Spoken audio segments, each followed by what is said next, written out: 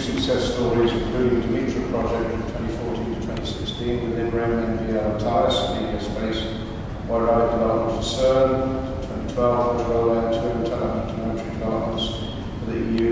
He's a member of the Atomic Timescale Laboratories in Poland. Earlier in the 90s, he was involved in the current programming of operating system development. Today, thanks to his invention, ELPROMA is one of the synchronization leaders on EU financial markets.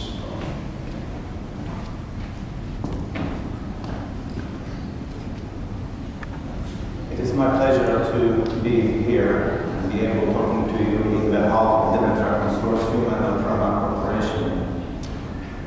Not so long time ago, the group of 13 companies worked together for over 2 years, developing a very nice framework system that combined 9 independent time distribution services and time of reference facility, giving to market the complete ready product.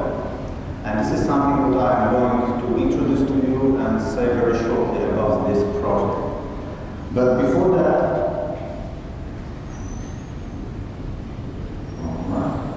I want to make a very little introduction, and I want to take you to journey back in time to 1925. This is the picture of the tripod of today, but it looks more or less the same like 100 years ago. And in 1925, it was the very first reference time broadcasted by public radio. It offers accuracy of half second, and in that time, a half-second accuracy was really challengeable. That was really something very much unique. So there is an anecdote regarding that story that says that some journal has sent a journalist over there asking a question how Professor Banachewicz is achieving a half-second accuracy. So Professor said the answer is very simple. Every morning when I'm walking to my work, I'm passing away the shop, the store with the watches, and there are a lot of Swiss handmade watches over there. So I set my clock over there, and later on, at the 12, I just trigger the reference message for public radio. So the journalist came to the store, to Mr. Schmidt's store, and asked the same question. And the clock master, Mr. Schmidt, said, well, it's very simple. Every day at 12, I'm switching on the radio and I'm setting all my clocks. Of course, there is one important conclusion going out of this anecdote, and this conclusion means that all synchronization is about the comparing clocks. Okay?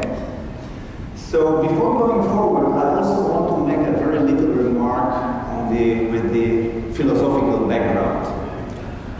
If we have just one clock, we have to trust it, even if it is providing unreliable or untrue time. Having two clocks is even worse. If they point at different time, you don't know what time is. But using 3 or more clocks, let you consider what time might be. So in the next slides, we will refer to this picture, and we will remind this philosophical truth that having not 1, not 2, but 3 or more clocks let you consider what the time might be. So here comes the question, do you still think a single GPS is sufficient? Who still believes for that? Wow, nobody. Well, I would agree with anybody who would answer yes. But don't forget that today children frequently believe that radishes grow in benches on the market shelves. Okay? So, talking about the distribution of time, we can define 3 stages, 3 parts, and we can focus on each of them. The left side is a time reference part, which is responsible to provide the correct, trusted time. And in case of GPS, we have all kinds of problems, including jamming and spoofing. There will be next presentation coming, I guess, from ELPROMA, and I'm very much sure they will tell a lot about this problem. But I'm not sure if you know that it is also possible to limit transmission of the GPS system locally. There are a couple of directives that have been released after September 2001 that enables United States to limit the GPS distribution. Actually, the military nature of the GPS system is responsible for such thing that we have to take more into account when we are discussing robust synchronization and trusted time. Of course, we have all kinds of the best practices of installing antennas. I'm not sure if you make periodically audits what's going on the roof of the buildings, but sometimes my company sends me to the roof, and the things I see over there, it's really very much impressive and interesting. It's something for a nice scenario movie. All kind of antennas very near each other. They're installed near the wall, so all kind of reflections are really happening over there. So what are we really receiving over there? It's quite important also to realize that if the installation of the GPS receiver is not done properly, you might miss the announcement of the leap second. I'm going to talk about the leap second shortly in the next slide, because it also leaves some kind of the gap in time that can be used for time manipulations, okay? And of course the receivers. Well, in the time and frequency community, we know that there is something what we call a timing version of receiver, but there are a lot of products available, commercial products available on the market. Not all of them are dedicated for a time synchronization. Some of them, they use the mobile version of the receivers. And there's a little bit difference between algorithms and software inside the chips, all right? So suppose we change the single GPS to the multiple constellation GNSS system. We still have a single receiver which now supports a couple of satellite systems that it's doing simultaneously, okay? Multi-channel, so everything looks perfect. But here we have a problem that each of the satellite system actually bases on a different time scale. The target UTC time is manufactured down on Earth on your receiver, but it's of course using the information that is provided from the satellite system itself. And if you look here, we have actually all kinds of the combination. GPST, it's a GPS time scale. There is something what is a GLONASS time scale, which is actually very, very near exactly the UTC time scale. It's including the leap second in it. All right. We have a new coming, actually it's already operational, Beidou from China. And we have the Galileo time, which has its own little problem with the launching, but shortly we hope it will be available. So the next part is the parts what we call the server side or the master clock side. Here, of course, the biggest challenge is all kinds of security violations. This is something I'm not going to talk because there are a lot of releases about it available in the web. But due to functionality of those products that frequently has much more functionality which is not purely related to time synchronization, we have to work on audits to find all those holes in the system and to prepare the patches to eliminate those holes in security. Of course, servers are also responsible for the leap second support. We have the problem with the Unix time, POSIX, that can be, mostly it's based on the UTC, but in some cases, on atomic time scale, but in some cases it can be also working according to UTC. If you mix those two things, just today you got a difference of 37 seconds, okay? Of course, we have all kinds of link down problems. I'm not sure if this is something that is on your auditing list, but this is something you should ask your network inventory operator, okay? So if all cables are in inventory and under control. Sometimes it happens that the cable is wrongly connected, but sometimes it happens that due to some new investment, somebody is building something and suddenly the fibers are broken, the links are broken, and there are some problems in communication. So finally, we are on the right side where the end user and the client systems are. Here, I want to point only two important things. The first is a time delay attack, what I will present on the next slide. This is something what actually is on the theoretical consideration that something like that might happen. Nobody ever know that it really happened, at least not what I know. And I also want to point a couple of examples of the peak times related to leap second support or turning clock back. So the four highlights I want to show here on this slide are, first of all, please take care and do not mismatch a time scale. Some of the commercial receivers, they let you choose between time scales. And the GPS time scale is not the same as UTC, okay? Frequently people believe that this is the same. It's not the same, it's 19-second difference.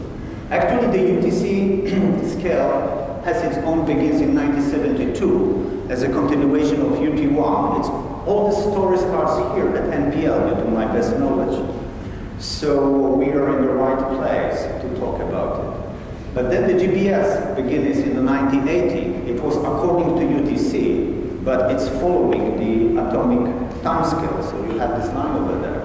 The same is with the Beidou and GLONASS, and we have the latest, the newest, the Galileo time scale, which is actually the equivalent of atomic time scale. The same time scale that is under usage by national measurement institutes. They have the cesium clocks and they exchange more data to let them work together and to provide the right UTC time, but they also are able to provide the atomic time.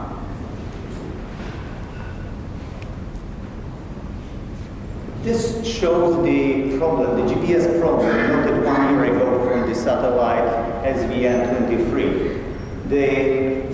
Due to wrong data download to the satellite, we got the time jump of the 14.5 microsecond.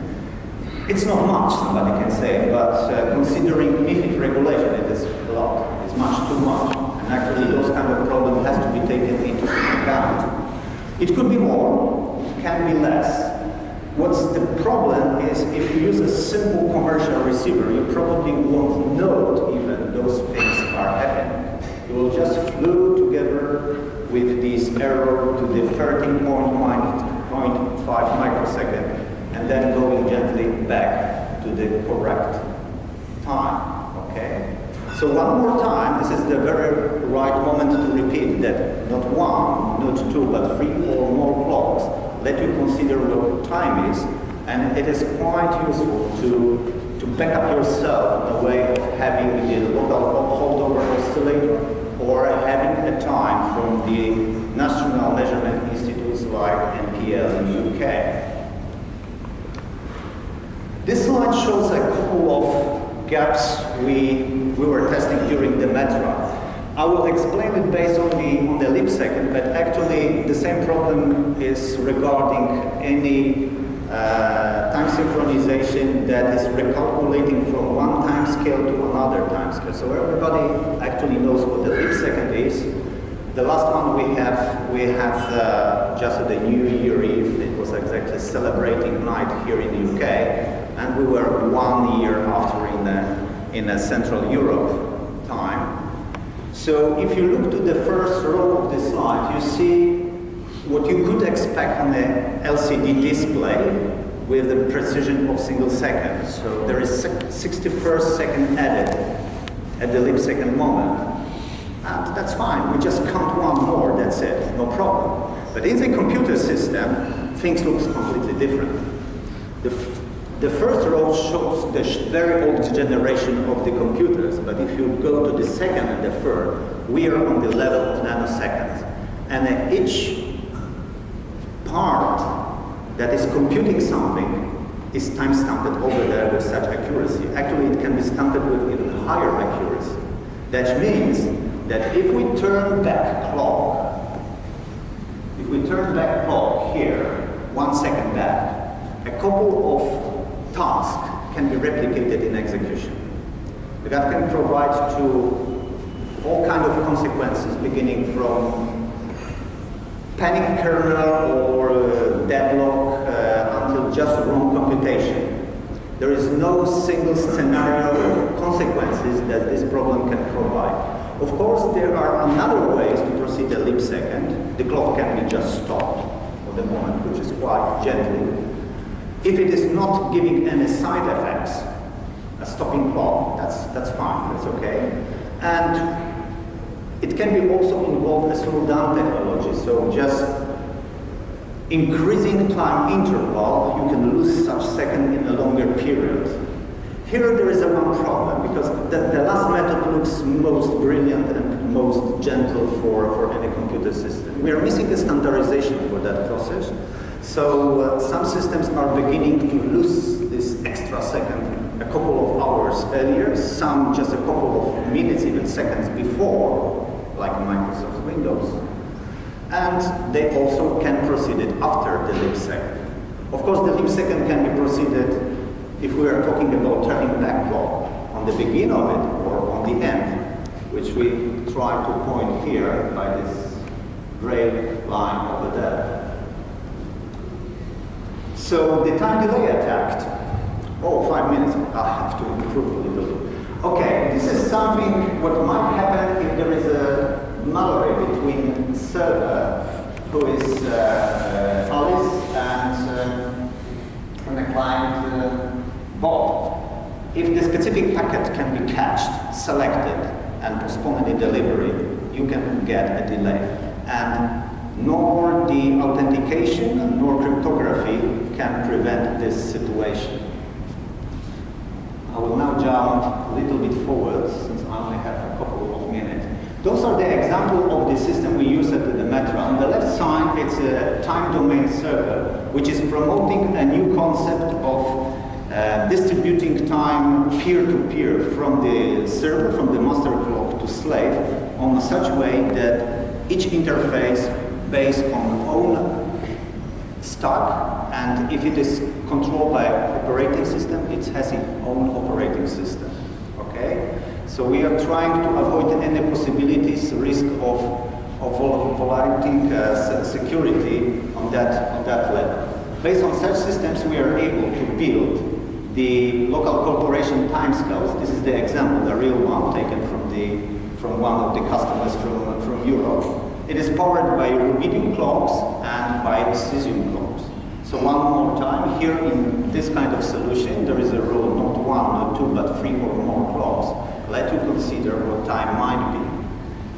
And you are more resistant for any kind of time manipulation or time gap risk. The Metra, the structure of the Metra is including the time reference facility that is providing trusted reference UTC time. This time is constructed based on the interlaboratory cooperation. There are several laboratories involved in that, including NPL. The leader of this project was Italian Institute of Metrology, INRI. And the project was supervised by Mrs. Patricia Tabella. On the right side, you see the list of the companies. Beside the scientific institution and metrology institutes, there were a few commercial companies, including Thales France and Thales Italy.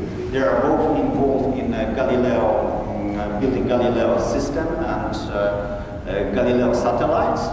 ELPROMA was responsible for the NTP. We can divide the group of the services to 2 independent parts. The first one is very much Galileo related. Those are the services from 5 to 9. And the group number 1 are typical value-added services for independent time verification on other services, or to give some extra value support and service to a standard distribution of the time. We have a celebration opening this project in May 2016. Right now the project is over, so if there are any questions regarding specific service, you can first of all get all the information from INRI. I believe also intermediately we can provide some information to you, or maybe NPL here in UK okay, I don't know. This is something you should ask, but the best is always asked at source, so interim is the leader of the project. The time services were prepared to serve all kind of the industry, including financial service, because the accuracy of the distribution is starting from the second level and it goes down up to the picosecond level. Two new concepts were introduced: a valid time, which has a kind of the legal aspects of distributing time, and also it was highlighted during project to use the cryptographic timestamping for preventing log files against some manipulation or changes. So just to finish this presentation, there is never enough time to talk. I want to make a little supposition. First of all, I just want to remind the very first time distribution system, 100 years old. You can see it, it's still there in Brussels, in the Royal Observatory of Belgium. It's connecting the pendulum clocks underground with the telescope. And telescopes they needed to make a right setting to view a sky. So this is the very first one, time distribution system, 100 years old. Right now we are at the age of microwave links and optical links with the NTP, PTP, all kind of time distribution protocols. So now the question is, what's the future? And the future in our imagination is quantum entanglement, of course, because that's the way we are able to get the zero offset and zero latency. Thank you very much.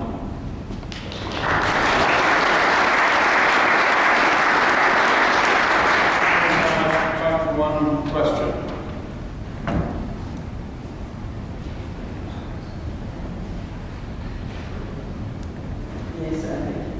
Yes, more than a question is maybe clarification. I would like to go back to your green slide, where you talked about gross synchronization, the strong green and green one. So it's interesting because the previous one and then this one. So let's start by this one. So there are some things that are interesting here and that need to be considered from a conceptual basis. One is TAI, International Atomic Time. So Vanilla System Time was, in the very beginning, thought as based on TAI. And this idea was finally dropped because TAI is not a broadcast timescale. Only UTC is a broadcast timescale represented locally. UTC and PH is providing local realization of UTC, and TAI has no local realization. So the first thing, and this is part of the confusion in the use of timescales, TAI cannot be considered as a practical timescale. It is an excellent reference for frequency, but not for time. So Galileo system time is based on UTC without leap seconds. That means the leap seconds are derived from UTC. Second, and this is part of the mismatching that is very dangerous, is a user that now wants to know what is the difference between GPS time and UTC. It is not 90, it is 20 today, because it has changed a few 2 months ago. So this is part of the mismatch that can be produced. So if you go to this next slide, I'm going to start, sorry. Would you two like to discuss this offline? Okay, let me tell one sentence. I thank you very much. We always put some little gaps on the slides that to find if people are sleeping or not. Well, thank you very much for your attention.